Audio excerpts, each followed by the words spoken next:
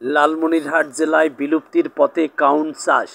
এক সময় লালমনিরহাট জেলার গ্রামে গঞ্জে পাড়া মহল্লায় ব্যাপক হারে চাষ হলেও বর্তমানে কাউন চাষে কৃষকদের আগ্রহ না থাকায় হারিয়ে যেতে বসেছে কাউন।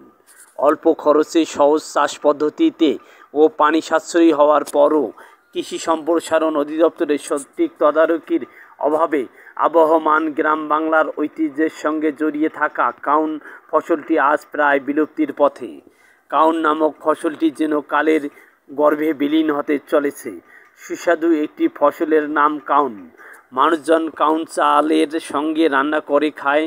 হরেক রকম পিঠা, ক্ষীর, পায়েস, খিচুড়ি, মলা সহ বিভিন্ন খাদ্য সামগ্রী তৈরি হতো কাউন থেকে। ফসলটির শুকনো জমিতে ঝুরে চাষের পর চৈত্র মাসে বীজ ছিটিয়ে বপন করা হয়। বৈশাখ, জ্যৈষ্ঠ, আষাঢ় মাসে ফলন ঘরে ওঠে।